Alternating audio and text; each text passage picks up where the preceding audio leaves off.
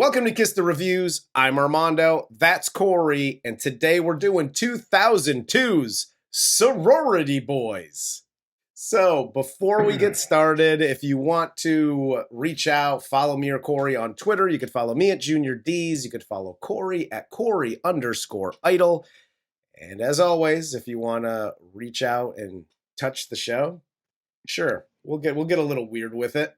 Hey, no, this is Sorority Boys. This is Sorority Boys. We're going to get a little weird with it. Yeah, first PSA, don't touch any of us without permission.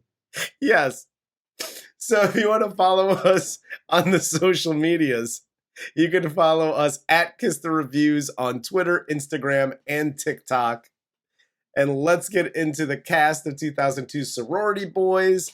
This film stars Barry Watson as Dave, Michael Rosenbaum as Adam, Harland Williams as Doofer, Melissa Sagemiller as Leah, and Tony Denman as Jimmy. The two names I know for this are Michael Rosenbaum and Harland Williams? Oh, ironically, I just forgot his name. Harland Williams, yes. And it's really weird, too, that we were doing a Harland Williams one right now because we've had so many conversations with our viewers about Harland Williams and what he's doing now, where he's at, blah, blah, blah, how funny he was, how he was everywhere. It was just really odd to me that we happened to be reviewing this. And for me, Michael Rosenbaum will always have a special place in my heart because he is my Lex Luthor. Hashtag Smallville. Yeah, I've always, like you said, had a special place in my heart for Harland Williams. Mostly just seeing him in bit parts through a bunch of different movies over the years. Half Baked probably being one of my favorites that he's in. Is that me? Remember if I was... Harland Williams is just a funny guy. Like he's he's goofy. Even in this movie, he's funny. He made bullshit jokes. Yes. That like 90% of people out there, even professional comedians, could not make happen, could not hit the punchline. And he did. He was actually very funny in this.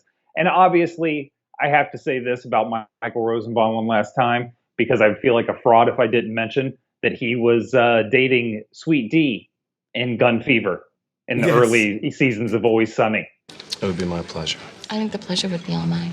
You get a poppy seed in your teeth. His wig game in this movie, though, terrible. Not good at all. Terrible. As a man or a woman. Yep. So like you could tell Homeboy was filming Smallville at the time. So let's just jump into this. It's a pretty simple plot. So the movie opens with your very typical homoerotic fraternity ceremony in the middle of their party, and all kinds of hijinks are going on, and people are getting drunk, and at the KOK party, the cock party. Here's the thing. I've back in the day, I'd been to some fraternity parties, and I know that there's like some secret handshake, finger in a butthole kind of homoerotic stuff that happens behind the scenes there. And I was never part of a fraternity, but I didn't know the shit went on during parties. Like, is this a normal thing for anybody that's been in a fraternity? Like, they're doing some weird naked ooey gooey cookie game while there's a party going on. Yeah, that's really, I didn't know there were two separate things happening at the party. I had never pledged anything. I have never wanted to be a part of it, never fucking dreamed of being a part of it. Matter of fact, this movie actually taught me, in this opening scene, taught me something very important, because I always got laid at fraternity parties. Always. What I didn't realize, and this is, I think, a good PSA for everybody. Corey's life lessons. Hi, guys looking to hook up with ladies, or ladies looking to hook up with ladies. Uncle Corey here. When somebody at a fraternity party asks you, specifically somebody of the sex you're interested in fucking that night, if you are a member of the fraternity, you go, God, no. Absolutely not. I don't even go to this fucking school. You are guaranteed to get laid. Hell yes. This was insane. And I know it's hyperbolized and it's supposed to be funny. Oh, yeah. And I don't know if I'm just older now. I mean, I know I'm older now. Or if it's a sign of the times and the way but I just looked at that and went, fuck no. I don't want any part of anything that's happening. Like, I know some people like to watch like Animal House and be like, man, my college days were the shit. Yeah. This for me was just like, I don't want to be involved in this. Like, everything looked gross and dirty and covered in cum. I'll be honest. When I was in college and I was actually bartending at one of the local bars, and a few of the other bartenders were in fraternities, and they were always trying to get me to rush or pledge or whatever the hell. And I always said no. And my only like things that I could pull into my head of like what a fraternity is, because they always give you the same pitch, like, when you graduate in business, or whatever the hell. But all I had were like Revenge of the Nerds and movies like this that were like, that's what fraternities were. And I was like, that just all seems really like homoerotic, rapey, and gross. Like that was my thought of what fraternities were. And I didn't want to pay for friends because I already had friends. So like, that's how I viewed it. And I was like, that's a hard pass for me. Yeah, there's only one of those three things that are of any interest to me. I'll let you guys guess which one. I was going to say, we can all guess which one. So we cut to the DOG sorority, who are meeting about the disgusting things that go on at the cock house, and they're, feminists and yay rah, let's go women. And they try to like sneak people in to get like pictures of what goes on at the parties. Like Senator Kristen Sinema is like the head of their sorority. Like, here's the funny thing. And it's always these movies, and it's like, oh yeah, the feminine, like all they have to do, Leah, the main chick at this DOG sorority, all she has to do is walk in, because she's like the hottest person in the house.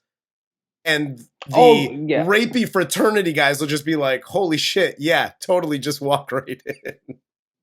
Pretty much, yeah. I don't understand why she's being so secretive. Like, you have somebody that's called a giant, and you have a hairy Russian thing living in this house. I believe she's French, but neither here nor there. Whatever. It's all the same. It's all the same. It's not American. It ain't shit. America! Fuck yeah! Yeah, you got all of them living in this house, and you have them running the secret missions for you. Yes. Put on a fucking low-cut top and walk in the fucking house, lady. They'll let you take all the pictures. You're going to get a lot of dick pics. They're going to let you take the pictures. And we talk about tropes all the time. The ugly sorority led by like the hottest girl on campus that always bothered me. Like as a comedy movie trope. Kind of like, I think that was so egregiously done in The House Bunny. Yes. Where it's like Emma Stone and one of the Willis girls like running around braless like, man, we're ugly. We then go to a cock meeting. And the three guys, our three main characters, are on the social committee, and they're accused of embezzling money that they were going to use for their cocktail cruise, and they're kicked out of said fraternity. Can we talk about the fraternity president's voice? So I wanted to touch on this. Was this a choice by the actor? I don't know. You know what I mean? Like, were they just like being pretentious as you can be? And he's like, no, I think it would sound like this. Thank you, Big Johnson. I was thinking he sounded like Kermit getting pegged by Miss Piggy for the first time. Either that or Charles Barkley. It's like one of the two. You were right. I don't know how to describe. If you put him with a nerd fraternity, yeah, he's probably the coolest guy in the room, and he's going to be president. But what fraternity let this guy fucking? I mean, maybe he's one of those legacy guys. But then they're voting him president? Why would he here. get voted president? Like, there's so many other, like, actual, like, what seem like decent dudes that you're like, oh, yeah, I see the fraternity looking up to this guy. Like, the 3 dudes on the social committee, like, one of them, well, not Harland Williams, the other 2. The other 2 could be presidents. Right. Harland Williams is, like, the janitor there. Like, that's what he's doing. He plays the same role pretty much all the time. Yeah, pretty much. So these, after they get kicked out, right, the 3 discuss their options, and Doofer says that he saw a tape that Adam uses to record his sexual exploits, like he's Dennis from Always Sunny, and that should have the shot of who stole the money out of the safe that was in their room. So their plan is to go break back into the fraternity house and get the tape and yada yada. And it takes an hour and a half for this shit to play out. 2 points. 1, do you not record your sexual exploits? Listen, we've all discussed how much I hate myself. I don't want to see my fat ass on camera. Get the fuck out of here. That's what I thought you would do, is just like sit there with like a bowl of spaghetti, watching yourself, just being like, I fucking hate you, you fat shit. Just shoveling spaghetti in your face naked. Watching your own sex tape. That's fair, but I don't do a lot of carbs, so it might be like this like chicken burrito. Like I'd be eating just a chicken like burrito. Chipotle. Is it possible this story is true? Yes, it is. I'd be reviewing it like we review these films. Like, look at this fucking guy. Yeah, how about a new angle? What's with the lighting? You look got hot sauce falling all over you and shit. You look fatter than you actually do in real life. You're spitting lettuce as you yell at the TV. Absolutely, that's how I do it. That's how I roll. It's fucking hot. Second point is, this reminded me so much of when Jack Black in Tropic Thunder is describing his low-budget Skinamax film. Yes. Where they make fucking like a slingshot out of all the women's underwear and slingshot them into the cool kids. It's like, get the fuck out. Like, we're going to dress as women. Yeah. On what? Like, what the fuck, man? Yeah. Bosom buddies push the envelope as far as it could go with, like, we're women. Oh, you're not very attractive women, but we accept you. Yeah. I mean, they did it as far as you can go, and then it probably should have stopped. Yeah. So I have a better plan, because you had some younger dudes at the fraternity, people that you've been at the fraternity with for a number of years, that I'm assuming you've become friends with over the years. You don't see them in class or on campus and go, guy, look who the president of this fraternity is. You believe anything this numbnut says to you? Like, get the fuck out of here. Let me in the house and I'll prove. Like, you would go to your friend. The first thought is like, hey, I know there's a tape in there. Let's dress as women. That's the first plan. Because they don't discuss any other plans. They immediately go to, we're buying dresses and wigs and girdles and shit. Like, that's, and I just want to touch on this, because they decide that, you know, they're going to dress up as girls, right? Mm-hmm. And they go to the KOK party here, and they get caught by the dog catcher and thrown out of said party. And then this is where they end up on the DOG sorority steps, and then they pledge there. This is also where we start learning important lessons. Like, you know, women are human beings. Yeah, exactly. Well, and they go to very, criminal lengths to learn their lessons. Like sexual assault lengths to learn lessons about this. You were right. Yeah, like, what did you call this before we started recording? Felony Boys? Exactly. It really is. Exactly the more accurate title of this film. Because this just starts an avalanche of PSAs Basically, 100%. when you have the thought, okay, like, I got in trouble, the only way out of this is for me to dress as a woman and da da da da da da da da. Unless the rest of that sentence is then start my performance as a drag star, don't do it. Listen to my voice. Listen to the sound of your sweet Uncle Corey telling you, don't fucking do it, idiot. Yeah, good one. And this is the funny thing, because once they're in this sorority and they pledge, and they're in like 5 minutes, they're like, you're cool. You guys totally don't look like you have 5 o'clock shadows. And Adam's apples and shit. Like, you're in. This is a dead giveaway. Yes. Every time. Yeah. Every time. So they're in now, and they start to experience like the college life as a woman, and for a little bits here and there, because they're actually changing into themselves to go to class and yada yada. Rosenbaum here gets treated like shit and keeps getting called a fat ass throughout this. Now, not for nothing, I saw him, they have the camera shots of him from the back wearing like leather pants and shit. He's got a tight little ass.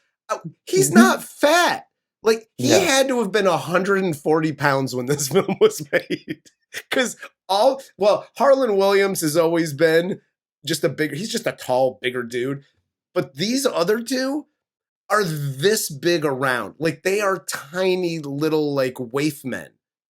They're not like big jack dudes or anything. You know what I mean? No, if I'm actually remembering correctly, and I know some nerd in the audience is going to tell me if I am or not, but I think he was still recording or shooting Smallville at this time, and he had several scenes in Smallville with his shirt off. And let me tell you something, he gave me hope for my future in something with my shirt off, because we look almost identical.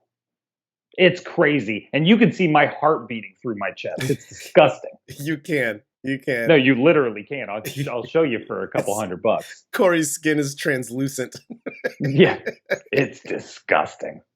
Dave, Adam, and Doofer here all have their little different experiences. Doofer bonds with all the women in the sorority house. Dave starts falling for Leah, the president of the DOG sorority. And Adam just continuously gets harassed by the rapey virgin guy at the cock house.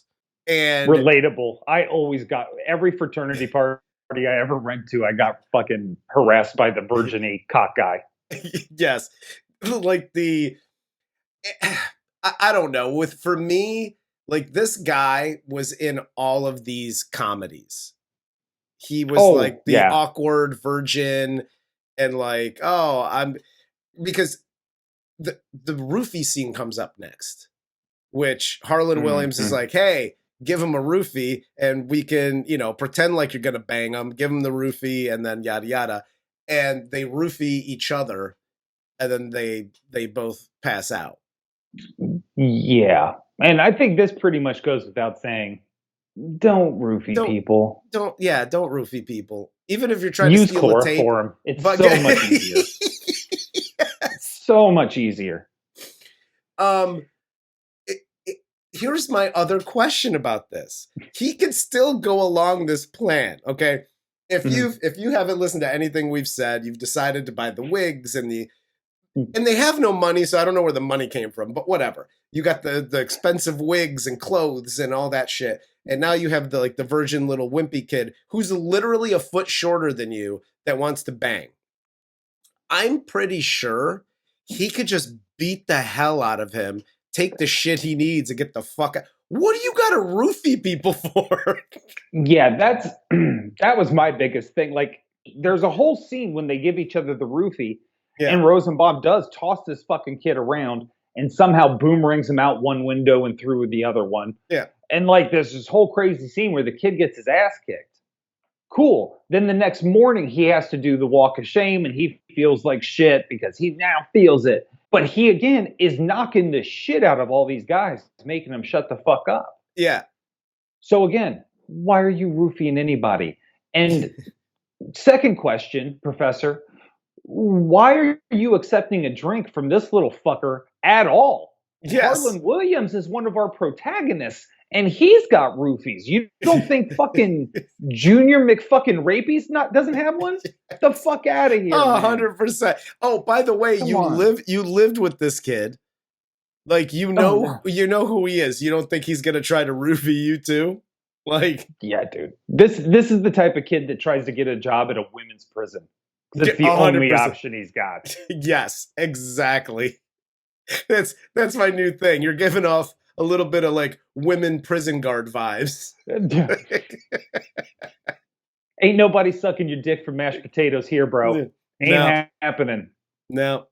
Unless they're from KFC. Maybe. Do you have gravy? Yeah. I was just going to say, KFC mashed potatoes and gravy are the fucking shit.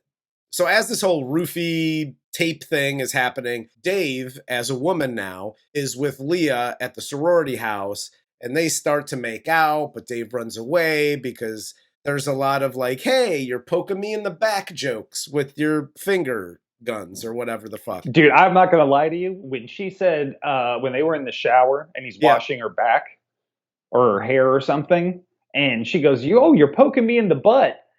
I fucking came everywhere.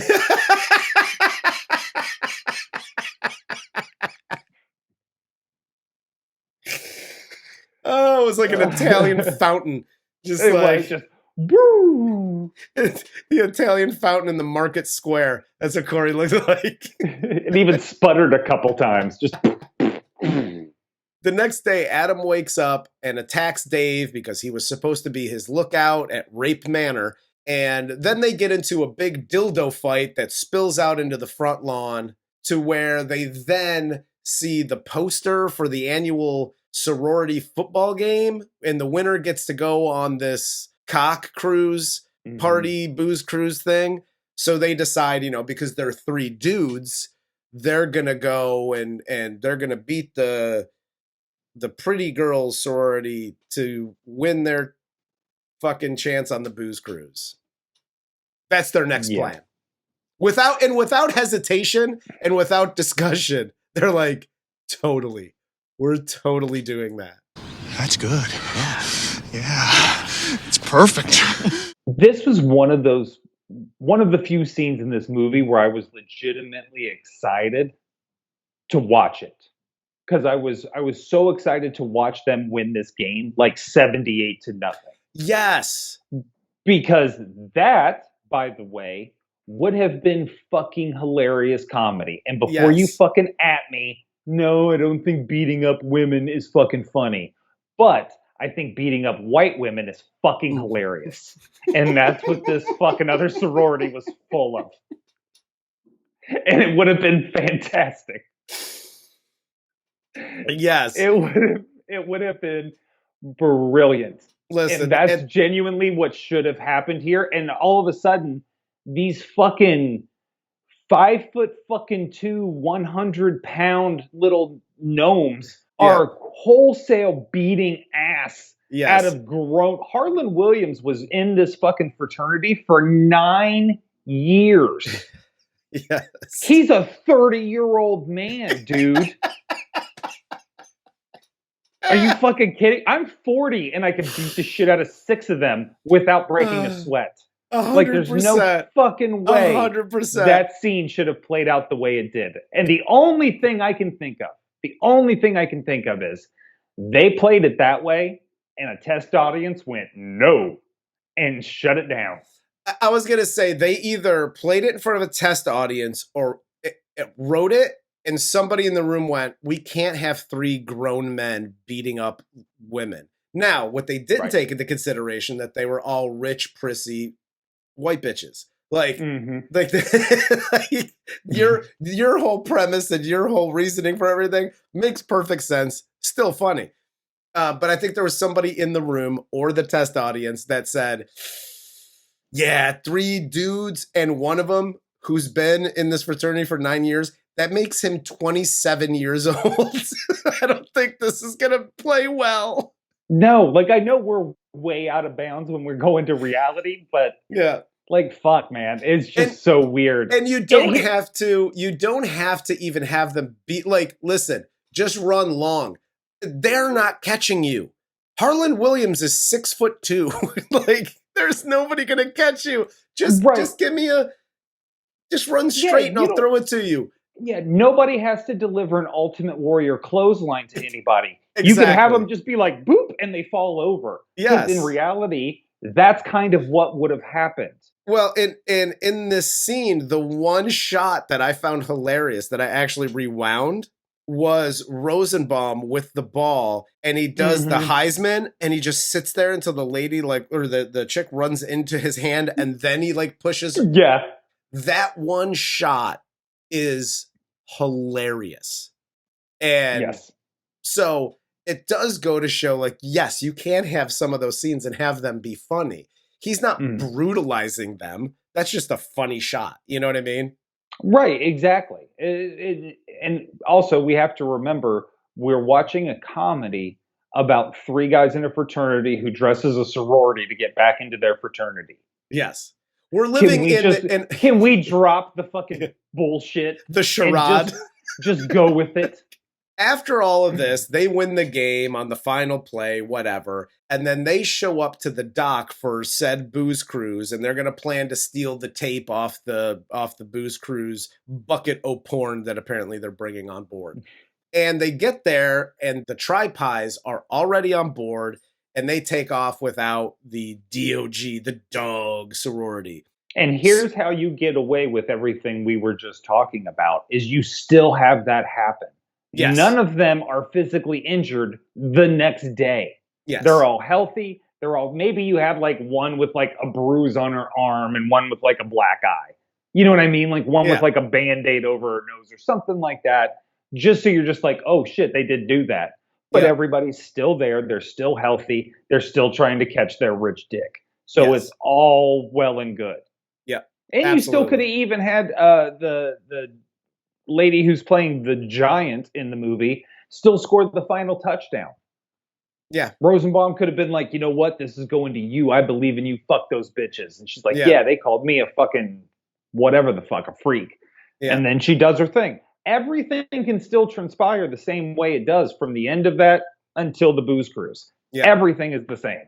The dogs snag a boat and they catch up to said cruise. They sneak on board and they throw the Tri-Pies overboard on some little raft or whatever. And on the boat, Leah gets the dog catcher treatment and they're about to literally throw her overboard. All the grown men that have graduated, have jobs, and they're all rich older men, they're about to throw her overboard until Dave finally takes off his wig and he's like, hey, Dad, quit abusing women. I'm actually your son and I'm a dude. And then they let her down and Leah gets upset because you tricked me and I let you play with my boobs in the shower and we made out and you were just wearing a wig.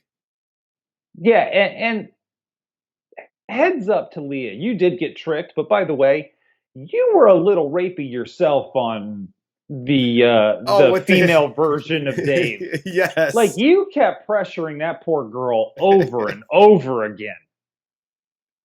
She told you she was uncomfortable and kept running away, and then you did it again and again and again. So fuck you and your righteous indignation, you fucking bitch. The fuck do you think you are?